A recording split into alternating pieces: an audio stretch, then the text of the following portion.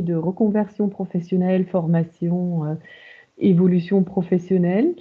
Euh, le CEP, c'est le Conseil en évolution professionnelle et qui nous présentons ce webinaire, on représente le CEP à destination des salariés du privé et aux indépendants. Donc, voilà, juste quelques règles avant de commencer, quelques consignes. Pour que ça se passe au mieux, je vais vous proposer de couper vos caméras et de couper vos micros. Comme ça, il n'y a pas de parasites pendant la présentation. Vous avez la possibilité de poser vos questions via le chat. Et à la fin du webinaire, je reviendrai à vos questions et j'y répondrai, bien évidemment.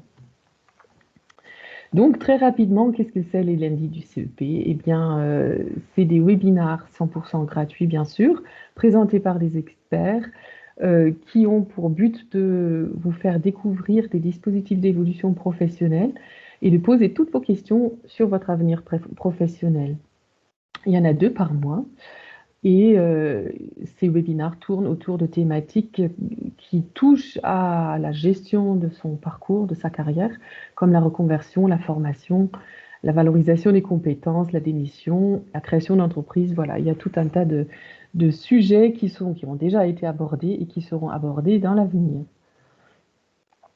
Alors, aujourd'hui, on est le 1er mars, donc notre sujet sera les métiers porteurs. Très rapidement, pour me présenter, je m'appelle Birte Hansen, je suis manager de service de conseil en évolution professionnelle. Personnellement, je suis basée en Bourgogne-Franche-Comté, mais le CEP des indépendants et des salariés, évidemment, existe partout en France et dans les territoires outre-mer. Alors, donc, l'objectif de notre lundi, c'est de vous parler de la réussite, réussir ma conversion vers les métiers qui recrutent. Donc, il y a 2 choses, il y a la reconversion, et puis il y a les métiers qui recrutent. Je vous parlerai des 2, bien évidemment. Alors, je vais commencer la présentation avec quelques chiffres. On a fait un sondage à la toute fin de l'année 2019. Ça commence à dater un petit peu, mais c'était avant la crise sanitaire. Donc, vous voyez, même sans la crise sanitaire, il y avait déjà beaucoup de personnes qui pensaient à la reconversion. Donc, il y a 57 personnes des actifs de 18 à 65 ans qui disent avoir un projet d'évolution professionnelle dans les 12 prochains mois. Donc, ça fait plus de la moitié. 88% estimaient à l'époque qu'il était important de pouvoir suivre une formation professionnelle pour changer de métier. Et 64% des personnes considèrent avoir besoin pour cela d'être accompagnées par un expert ou un spécialiste. C'est vrai que changer complètement de métier, c'est pas quelque chose qu'on fait souvent dans la vie. Ça demande de la réflexion et un petit peu de préparation. Et en effet, le conseil en évolution professionnelle a pour vocation de vous aider dans cette entreprise. Alors, des chiffres plus récents qui datent d'une enquête qui a été menée par le Centre Info. Donc, c'est une structure qui travaille pour le ministère de l'Emploi et du Travail.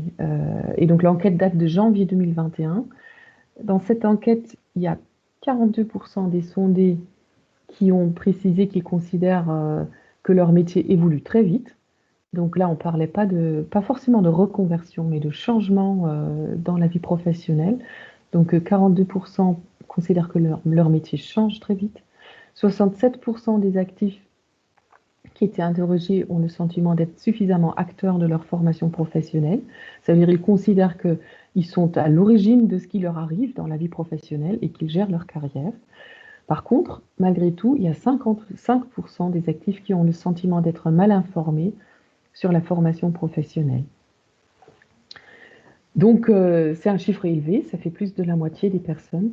Et vous verrez, je vous parlerai entre autres de comment on peut s'informer sur la formation professionnelle et sur les choix qu'on a à faire. Et entre autres, le conseil en évolution professionnelle, bien évidemment, est là pour vous accompagner là-dedans. Alors, le gouvernement a voté un plan de relance, ça vous en avez certainement entendu parler. Ce plan de relance a pour but de relancer l'économie du pays pendant la crise sanitaire qu'on est en train de vivre. Euh, Ce plan de relance a plusieurs objectifs, entre autres garantir à chaque jeune une solution, un emploi, une mission, une formation. Il a aussi pour but de préserver l'emploi en formant les salariés placés en activité partielle euh, ou en activité partielle de longue durée, donc les personnes qui ne peuvent pas travailler aujourd'hui en raison de la crise sanitaire. Et puis, ce qui nous intéresse entre autres aujourd'hui, c'est ce plan de relance a pour objectif d'investir dans les compétences pour aider les salariés à se reconvertir vers les métiers porteurs et pour orienter les demandeurs d'emploi vers les formations d'avenir. Donc voilà, il y a du budget qui a été voté à cette fin. Alors, pourquoi changer de métier? Si vous vous êtes connecté, c'est que vous avez certainement au moins une réflexion en cours par rapport à ça. Alors, il y a plein de raisons pour lesquelles on veut changer de métier. Il y a le sentiment d'insatisfaction dans son travail actuel. On l'a mis en premier parce que c'est souvent une des raisons qui nous est annoncée par les personnes qu'on rencontre. Il y a le besoin d'évoluer, de progresser. On peut ne pas forcément être insatisfait, mais avoir envie d'aller au-delà de ce qu'on fait actuellement. Il y a l'obligation de faire face à des contraintes de santé qui amènent aussi à changer de métier. On peut avoir envie de créer son entreprise, de devenir indépendant. Parfois, il y a l'obligation de faire face à des aléas économiques. Il y a des métiers, par exemple, qui disparaissent, d'autres qui émergent. Et donc, quand on est sur un métier qui est sur le déclin, ou quand on sait que l'entreprise a prévu tôt ou tard de faire disparaître le poste sur lequel on est, et ben, on pense à changer. Ça peut être aussi tout simplement réaliser des ambitions personnelles, ou alors on a un rêve depuis longtemps et on a envie de le réaliser. Donc toutes ces raisons et bien d'autres peuvent nous amener à changer de métier. Par contre, quand on s'apprête à changer de métier, eh ben, il y a aussi des incertitudes qui s'invitent. Ça peut amener du stress parce que le changement enfin, quel qu'il soit, amène du stress. Même les bons changements amènent du stress. C'est tout à fait normal. Il y a des inquiétudes. Est-ce que ça va arrêter? Est-ce que ça va marcher ou pas? On fait face à des informations diverses et contradictoires hein, quand on commence à se renseigner sur les métiers, sur la reconversion, sur la formation. C'est pas toujours facile de trouver une information fiable. On se pose souvent la question comment choisir la bonne formation. On peut se reconvertir sans se former, hein, mais très souvent on passe par la formation et dans ce cas, on se demande quelle est la bonne formation pour moi. Euh, on se pose aussi la question par quel organisme de formation on passe, comment on choisit en fait, hein, comment choisir un organisme fiable qui apporte les compétences et les connaissances nécessaires pour aller vers le métier qu'on a choisi. On se pose des questions sur le financement, comment financer ma formation, ma reconversion, comment ça va se passer et que devient mon salaire. Et puis, quelle est la procédure? Comment ça se passe? Donc, toutes ces questions nous traversent quand on anticipe le changement. Alors, je vais vous répondre à une partie de ces questions-là, pas à toutes, parce que ça prend beaucoup de temps et vous risquez aussi de vous lasser au bout d'un moment. Mais sachez qu'à toutes ces questions, il y a des réponses. Voilà, vous aurez quand même pas mal d'éléments au cours de ce webinaire. Et si vous voulez si vous voulez poser des questions vraiment propres à vous et qui vous concernent personnellement, eh ben, vous aurez la possibilité de rencontrer un conseiller en évolution professionnelle. Alors, créer sa feuille de route, donc ça c'est important. Quand on commence à se poser la question, je veux me reconvertir, mais par où je passe, comment ça va se passer? C'est comme préparer un grand voyage. On compare souvent les choix professionnels à des voyages. Il y a un monsieur qui a un certain âge maintenant, qui s'appelle Guy Le Boterf, et qui a comparé la carrière à la navigation la navigation. Il parlait de navigation professionnelle. Donc, comment préparer ce voyage auquel on se destine quand on change de métier? Il y a l'envie d'aller de l'avant, il y a l'excitation, mais forcément, il y a aussi des inquiétudes. C'est un petit peu comme un grand voyage. Et pour réussir sa reconversion, on vous conseille de préparer votre feuille de route pour savoir où vous allez, par où vous allez passer, combien de temps ça va vous prendre et quel est le coût qu'il faut prévoir pour ce changement. Donc la toute première chose quand on prépare sa feuille de route, c'est de choisir sa destination. Donc là, en l'occurrence, quel métier est ma destination? C'est ça la question. Où est-ce que je trouverai un emploi? Si je choisis tel ou tel métier, est-ce que je vais trouver un emploi? Et comment je peux choisir? Et où je trouve les informations?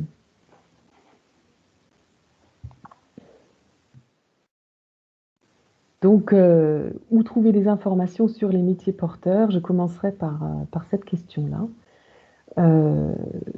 La toute première réponse, c'est peut-être le CARIF-OREF. Les CARIF-OREF sont des structures qui sont généralement financées dans chaque région. CARIF, ça veut dire Centre Animation Ressources Information sur la formation. Et OREF, ça veut dire Observatoire Régional Emploi Formation. Donc ces structures-là ont plusieurs missions, dont celle d'effectuer des analyses régionales sur le champ emploi-formation. Donc c'est des structures qui sont là pour ça, qui peuvent vous renseigner sur les, les métiers qui existent chez vous, l'emploi chez vous et la formation aussi au plus proche de chez vous. Donc généralement, il y en a autant que de régions. Donc je ne vous donne pas de lien direct parce que ça dépendra de la région dans laquelle vous habitez. Mais quand vous cliquez, quand vous cherchez CARIFOREF et puis vous mettez le nom de votre région, vous le trouverez bien sûr sur Internet. Et vous aurez des informations actualisées et locales sur l'emploi sur ces sites.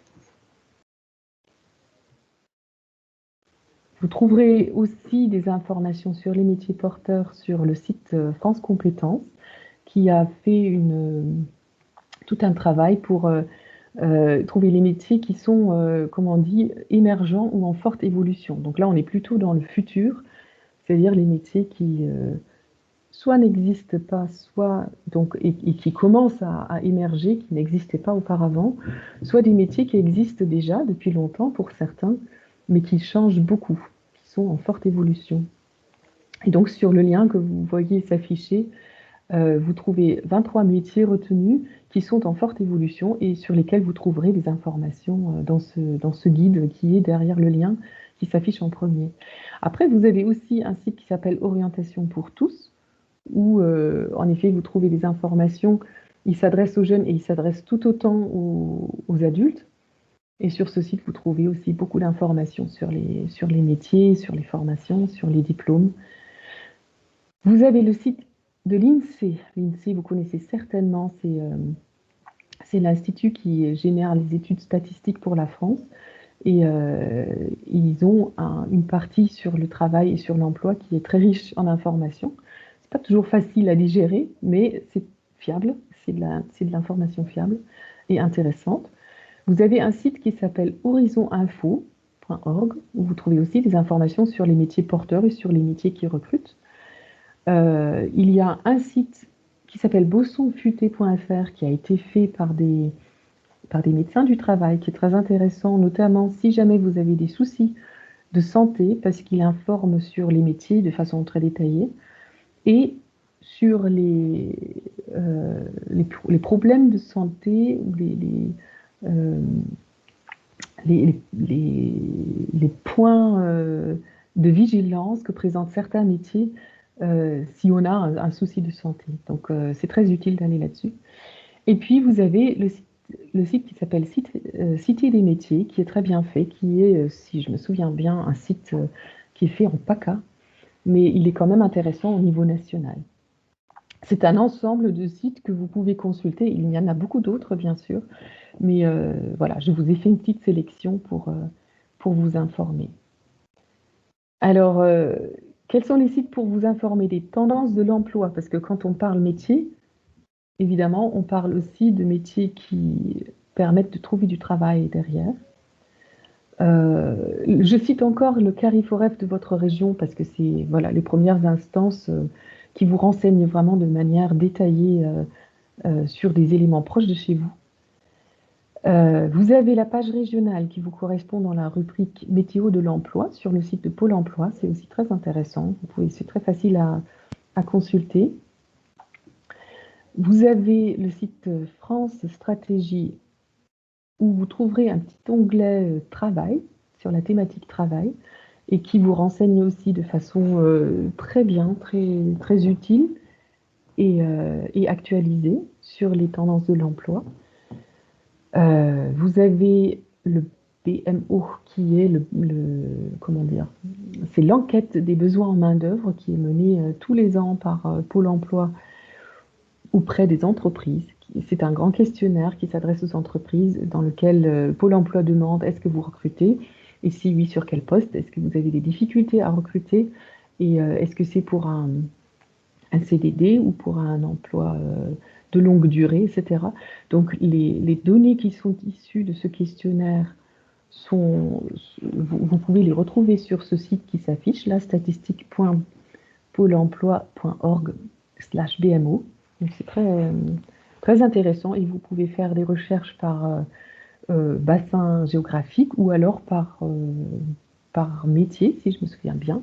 Donc vous pouvez choisir votre entrée. Et puis enfin, vous avez aussi, c'est encore Pôle emploi, mais c'est vrai qu'ils sont très bien équipés, vous avez l'Emploi Store sur le Pôle emploi qui vous donne des informations bien intéressantes. Donc tout ça, ça vous renseigne sur les tendances de l'emploi. Alors voilà, maintenant, peut-être rapidement, les facteurs qui sont à l'origine des tensions, c'est-à-dire certains métiers, dans certains métiers, les employeurs rencontrent des difficultés pour recruter. Alors, qu'est-ce qui est à l'origine de ces difficultés? Vous voyez un graphique sur l'écran que je vous présente. Que j'ai trouvé à la DARES, c'est un rapport de la DARES sur le marché du travail. Donc vous pouvez aussi le retrouver bien sûr sur le site de la DARES. J'ai mis la source sur le document, donc comme ça vous pouvez le retrouver. Alors les facteurs à l'origine des tensions, ça peut être simplement, je commence en bas à gauche en fait, hein, dans le graphique, ça peut être la non-durabilité de l'emploi, c'est-à-dire les emplois qui recrutent pour une courte durée, la plupart du temps n'intéressent pas trop les salariés. Donc c'est pour ça que c'est compliqué pour les employeurs de recruter. Et, euh, et donc, ça génère des tensions pour ce métier. Vous avez des conditions de travail contraignantes, et ça, bien sûr, c'est facile à comprendre aussi.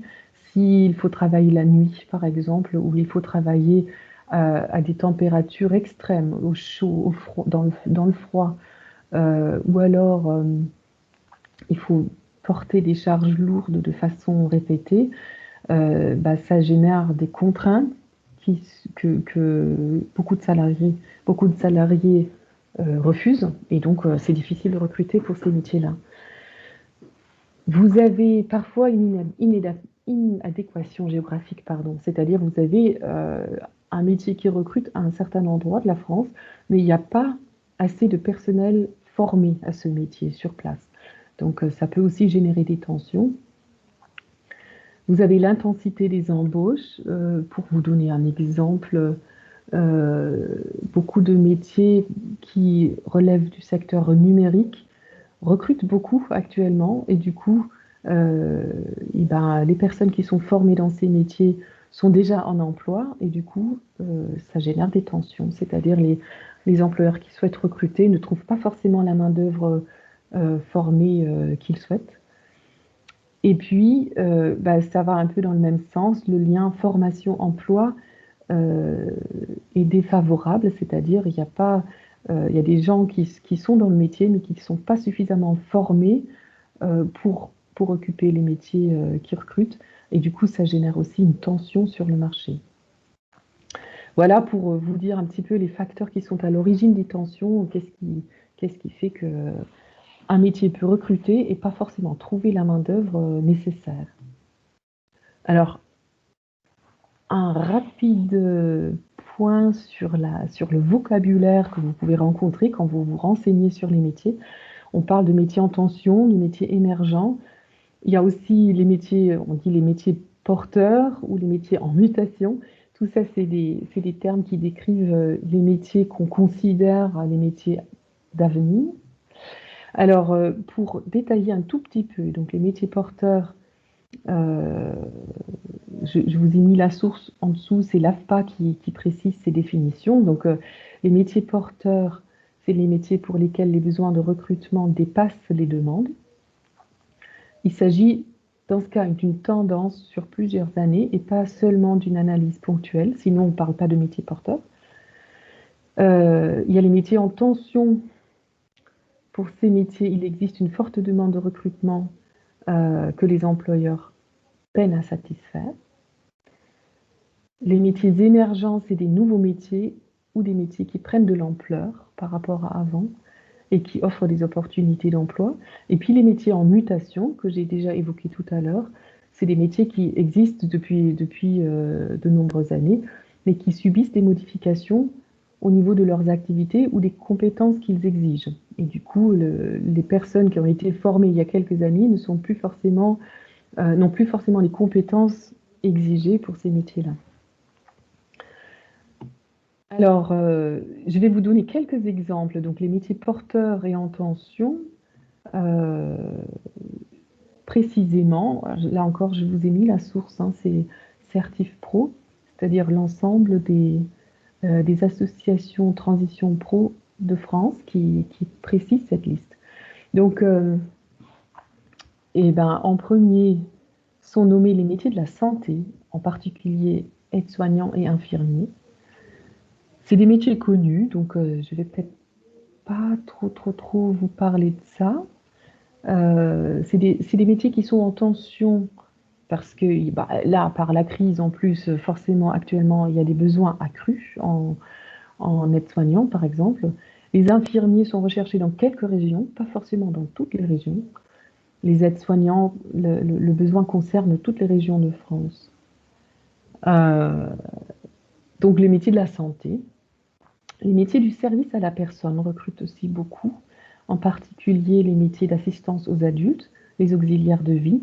Il y a beaucoup de besoins. C'est lié au vieillissement de la population, bien sûr. En France, la population vieillit, donc il y a des besoins pour aider ces personnes-là.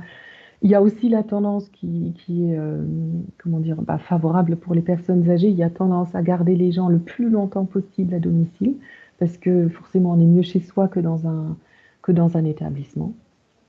Et donc il faut des personnes qui aident ces gens-là, soit juste à faire les courses ou à faire à manger, à faire le ménage, mais souvent aussi à les habiller, à les aider à manger, etc. Il y a une tension dans les métiers d'agent de sécurité et de surveillance.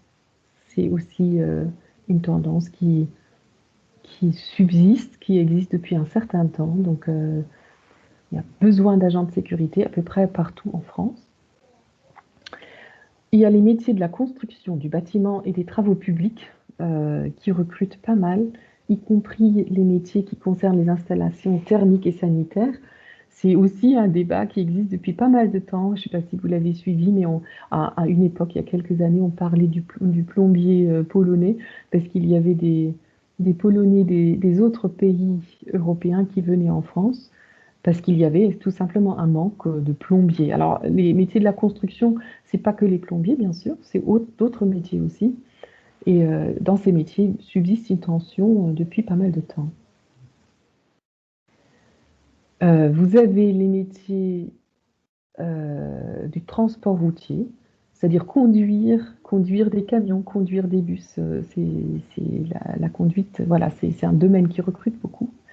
Les métiers de bouche, les boulangers, les pâtissiers, les cuisiniers, euh, mais par contre qui sont actuellement frappés par la crise, bien sûr. Donc il faut le savoir. J'espère, bien sûr, j'imagine vous aussi que cette crise va bientôt s'atténuer et s'arrêter.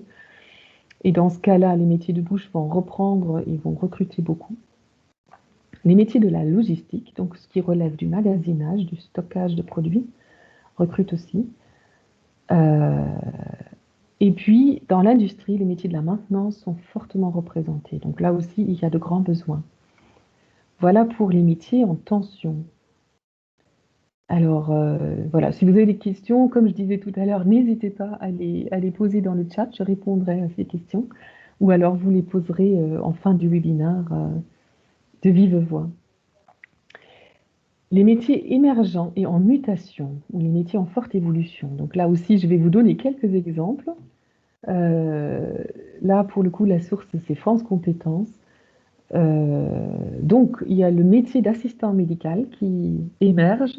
C'est un métier qui n'existait pas tel quel auparavant. Il y avait le métier de secrétaire médical qui a évolué et qui devient plus technique parce que, vous l'avez peut-être suivi, il a été décidé à un moment donné, pour soulager les médecins et notamment les médecins généralistes, de former des assistants qui s'occupent de l'enregistrement des dossiers médicaux, qui s'occupent éventuellement aussi de la prise de rendez-vous, mais qui peuvent aussi prendre l'attention, prendre des mesures auprès des personnes qui se présentent chez le médecin pour gagner du temps au médecin, en fait. Donc l'assistant médical, c'est ça.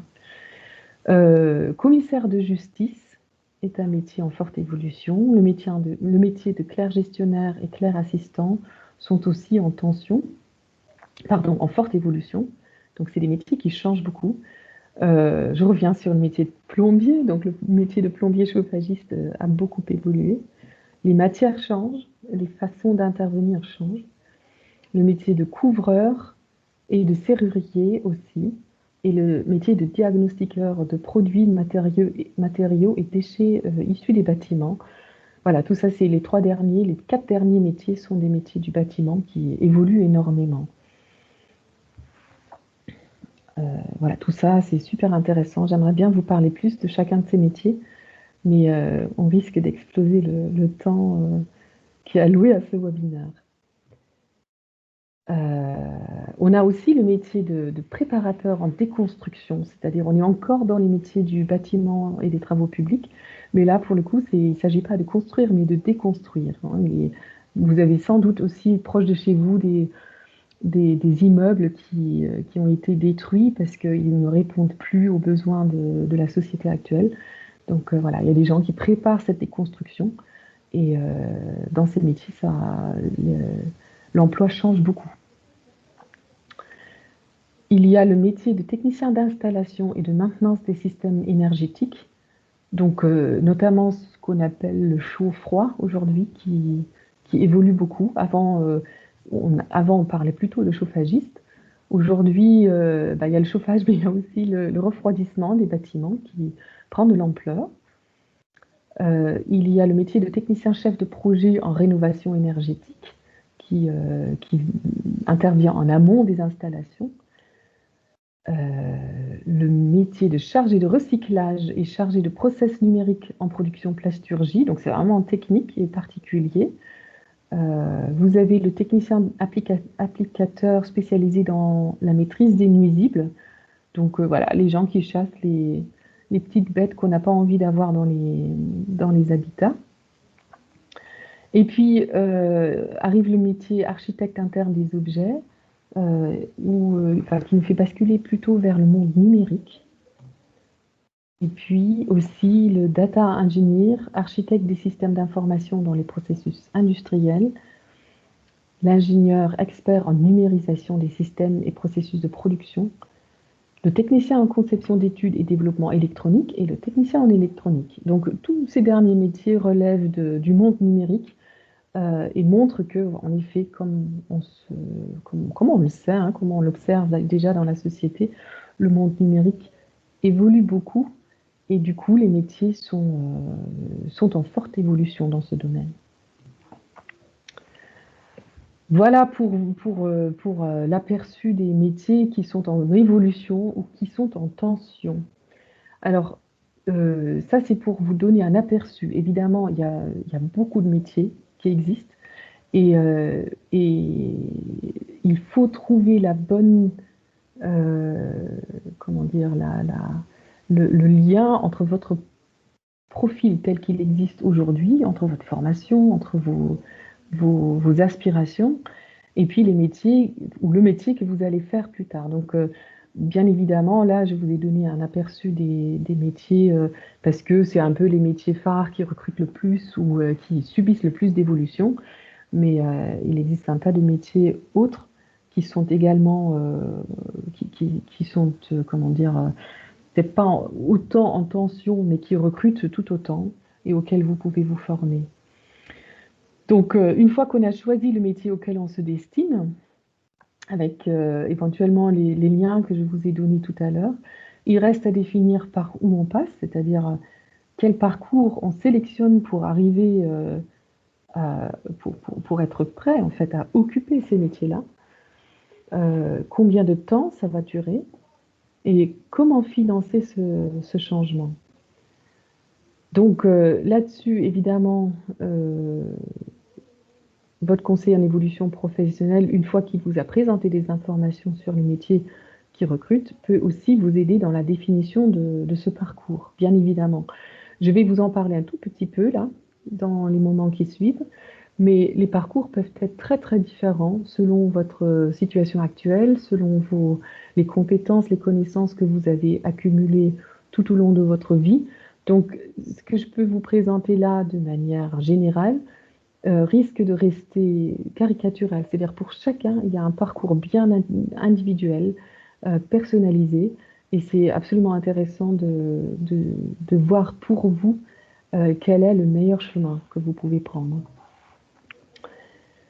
Mais d'une manière générale, donc la reconversion, c'est quelque chose qui existe tel quel dans les textes, hein, dans le droit du travail. Quand on se reconvertit, ça veut dire on change de code ROM. Ça veut dire quoi? On change de métier en tenant compte de la codification qui est utilisée, entre autres, par le Pôle emploi. Le ROM, c'est le référentiel opérationnel des métiers et des emplois. Ce référentiel est, comment dire, est constitué d'un ensemble de métiers codifiés. Et si vous souhaitez changer de métier, il faut, pour que vous puissiez faire appel à un financement, que le code change. Parce que certains métiers sont proches. Hein. Si vous prenez,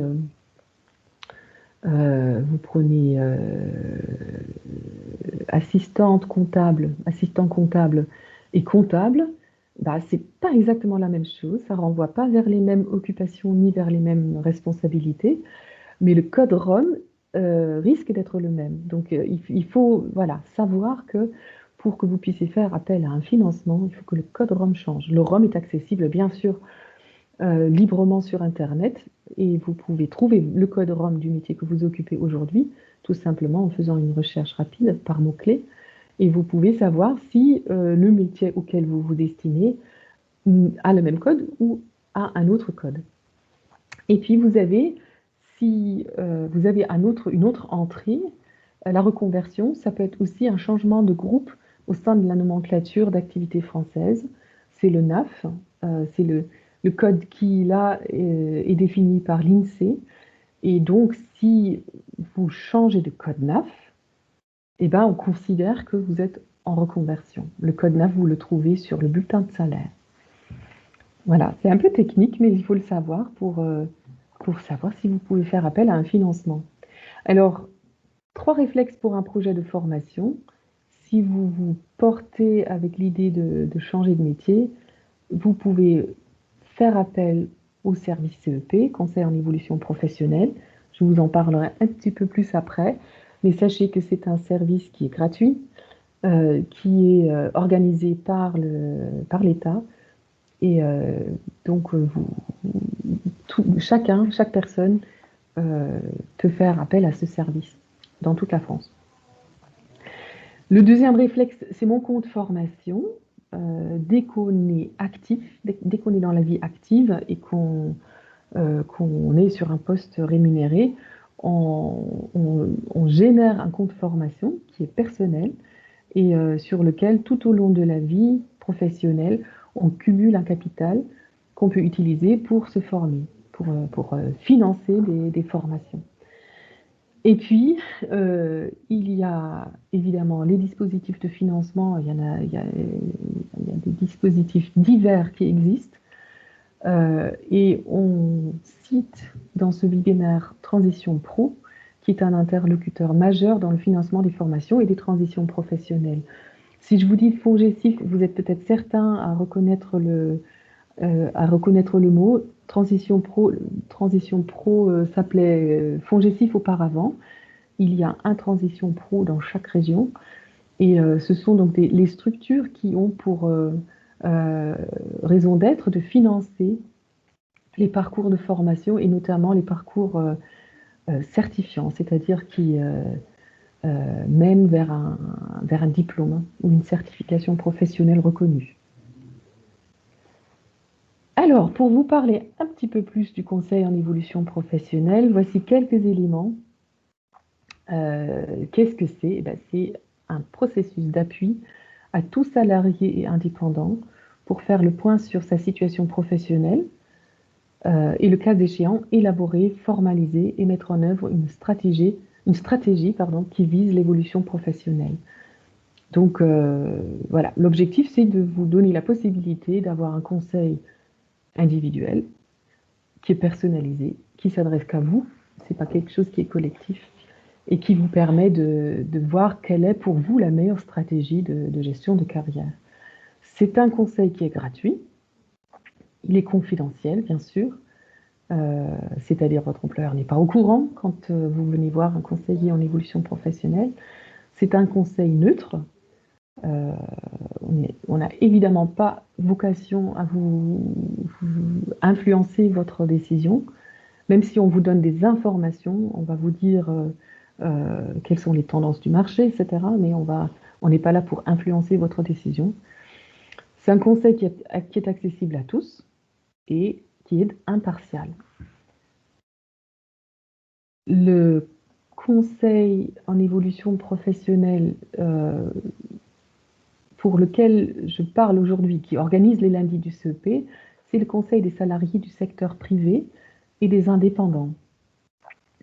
Les salariés du secteur privé, quel que soit votre statut ou le temps de travail, hein, si vous êtes en CDD, CDI, intérim, vous travaillez à temps plein, à temps partiel, voilà, c'est le conseil en évolution professionnelle s'adresse à vous, tous les indépendants, y compris les agriculteurs.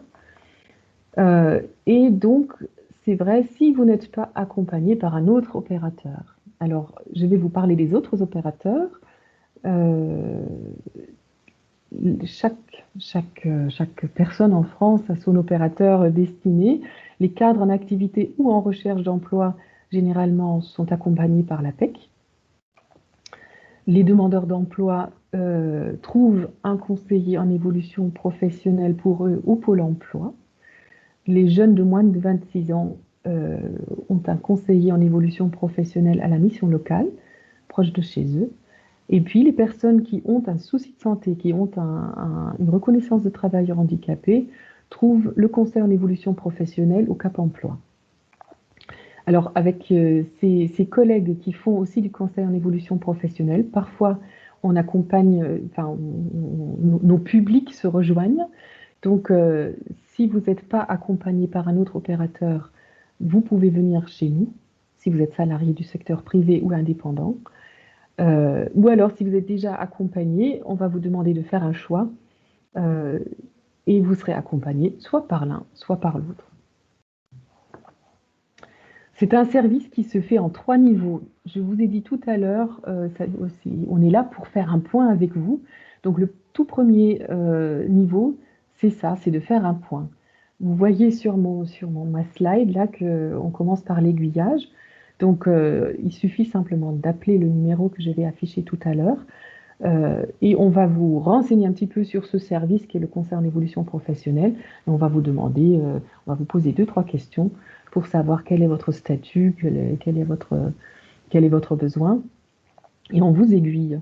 Et si c'est utile, intéressant pour vous, si vous relevez de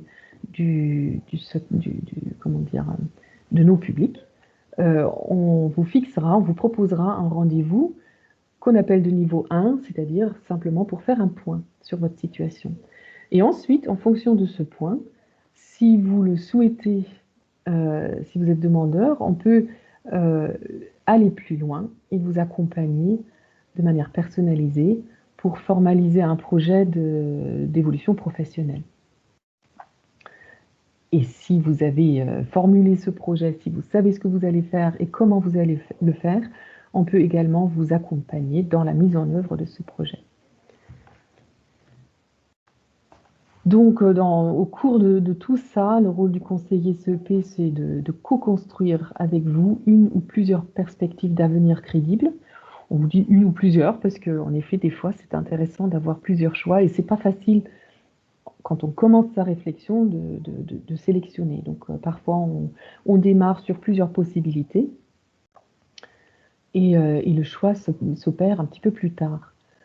Son rôle, c'est aussi de sécuriser le parcours de reconversion, bien évidemment. C'est de voir avec vous quelle est la manière la plus sûre pour vous de gérer votre carrière pour éviter de rencontrer des situations difficiles. Le rôle du conseiller CEP, c'est de formaliser avec vous un plan d'action décliné en objectifs, en délais et en moyens. C'est un petit peu la feuille de route dont je parlais tout à l'heure. Ça permet de voir un petit peu plus clair et même bien plus clair sur ce que vous allez faire. C'est aussi rassurant quand on gère sa carrière. Il vous donne un avis objectif et neutre sur votre réflexion et la faisabilité de votre projet potentiel. C'est-à-dire que vous avez certainement déjà au moins une vague idée de ce que vous aimeriez faire. Et donc, ça vous permet d'échanger avec quelqu'un qui est objectif et qui est neutre sur ces idées-là. Voilà, le CEP, le conseiller CEP vous permet d'être accompagné par un professionnel qui connaît le paysage de l'emploi, de la formation, des métiers. Et puis, de formaliser une demande de financement. C'est-à-dire, si par exemple, vous faites appel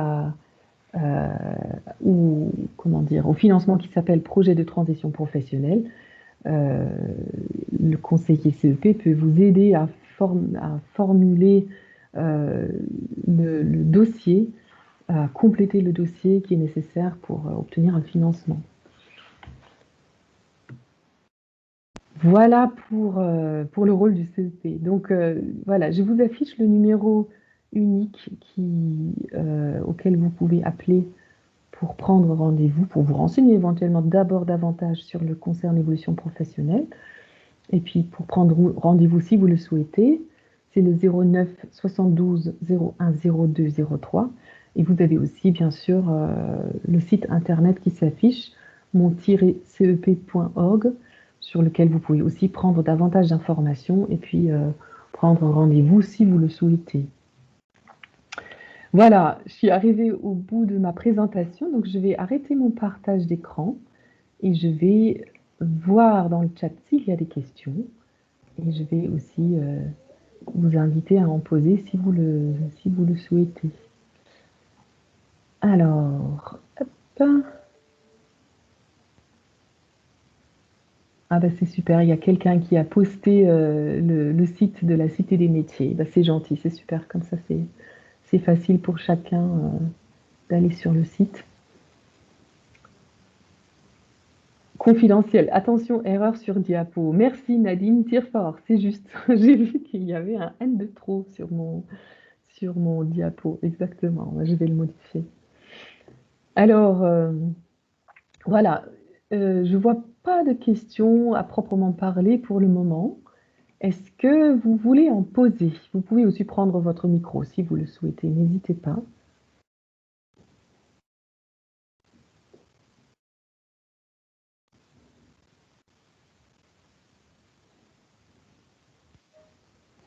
Bonjour, je suis intéressée par le métier d'assistant médical. Ok, ne trouve pas la formation. Oui, ok. Alors, comment trouver le métier d'assistant médical?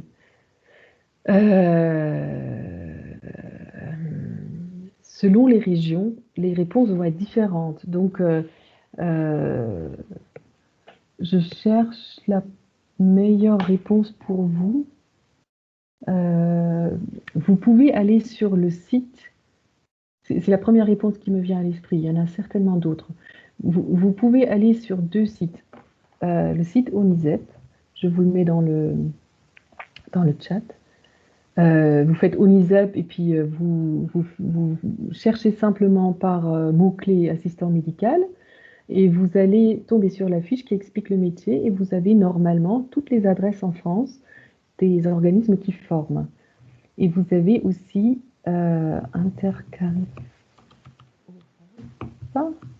Voilà, je vous envoie les deux dans le chat.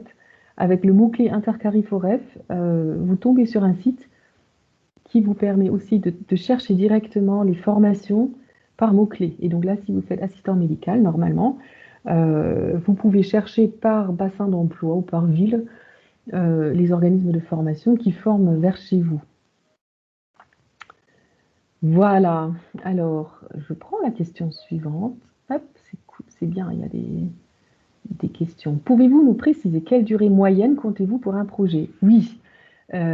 Grosso modo, alors je fais simple, hein, grosso modo, c'est comme une grossesse, c'est 9 mois, une fois que c'est démarré. Alors, 9 mois, grosso modo, pour une formation, euh, c'est vraiment grossier ce que je vous dis. Par contre, entre le moment où on commence à se poser des questions euh, et le moment où on démarre un projet, par exemple, vous commencez à réfléchir aujourd'hui, et entre aujourd'hui et le moment où vous entrez en formation, il faut bien compter au moins 6 mois, minimum 6 mois. Donc c'est long, vous voyez, la durée moyenne entre le moment où on démarre la réflexion et où on commence, par exemple, une formation, c'est minimum 6 mois, parce qu'il y a des démarches à faire, parce qu'il y a des délais, en fait, pour obtenir un financement. Il faut prendre le temps de se renseigner sur les métiers. L'objectif, c'est aussi de rencontrer des professionnels pour ne pas se tromper, pour avoir les bonnes informations. Donc tout ça, ça prend du temps. Donc entre aujourd'hui et le moment d'entrer en formation 6 mois, et le moment où on entre en formation et le jour où on sort de formation, où on est prêt à l'emploi, c'est encore à peu près 9 mois. Donc ça fait plus d'un an pour un projet, pour vous répondre de façon, comment dire, grossière. Après, ça dépend bien sûr des projets, c'est-à-dire que vous pouvez avoir des projets qui sont bien plus courts. Hein. Certains ont simplement envie, par exemple, de renforcer leur maîtrise de l'anglais parce que ça leur permet de changer d'employeur et d'avoir une évolution professionnelle. C'est beaucoup plus court, bien sûr. Alors, monsieur ou madame Coubard, bonjour à vous. Je souhaite me reconvertir et faire une formation d'assistante juridique pour travailler auprès des parents employeurs et assistante maternelle. Waouh, c'est bien précis. Ok, c'est intéressant.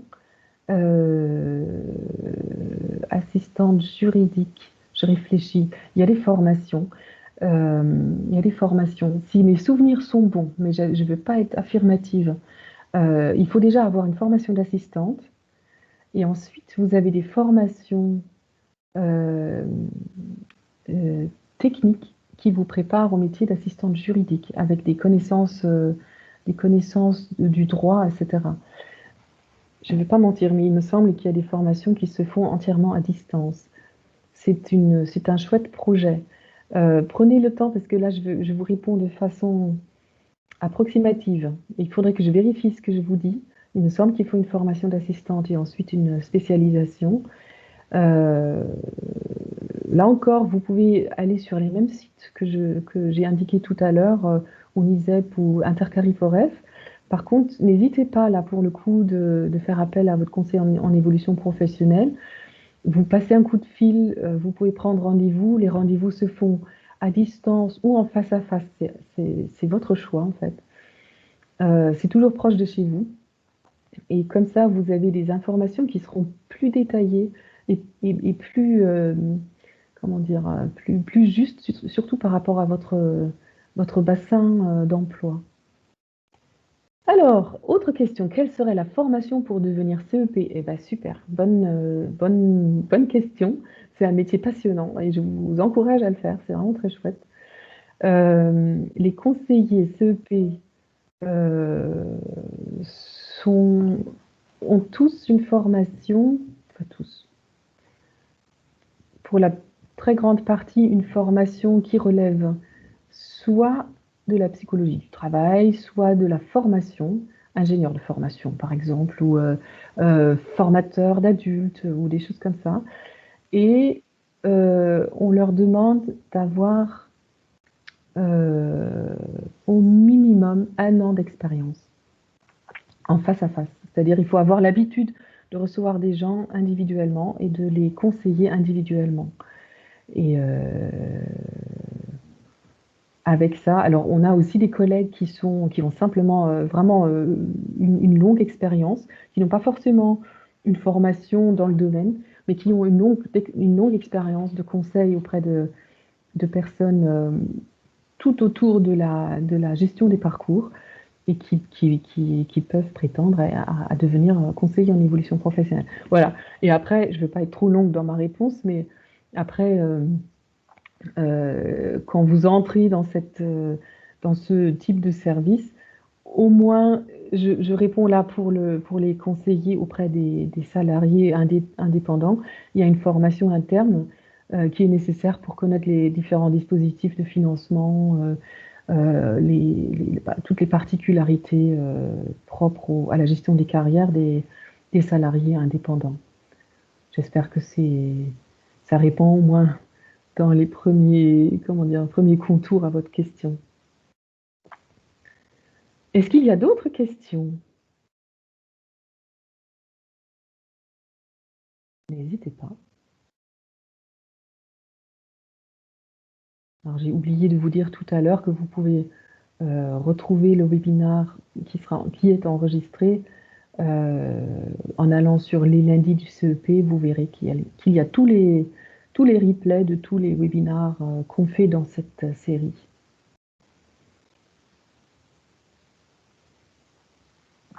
Eh ben, n'hésitez pas. Vous avez encore le temps de poser des questions. Antoine, super. Antoine nous met la playlist. C'est ça. Exactement. Donc Antoine nous a mis le lien avec les webinaires passés des lundis du CEP. Eh ben c'est super. Écoutez, si vous n'avez pas d'autres questions, je reste encore un tout petit peu à votre disposition. Si vous n'avez pas d'autres questions, on va s'arrêter là. Et je vous encourage à aller sur les sites que je vous ai présentés et puis à rencontrer un conseiller en évolution professionnelle. C'est des gens sympas, ça fait pas mal. Ils sont neutres, ils sont gratuits, ils sont indépendants. Donc, posez-leur toutes les questions que vous voulez. Vous n'avez rien à perdre, en fait. Eh bien, merci à tout le monde. Merci pour votre présence. Et puis, je vous souhaite une excellente journée et une reconversion réussie. Merci à tout le monde. Au revoir.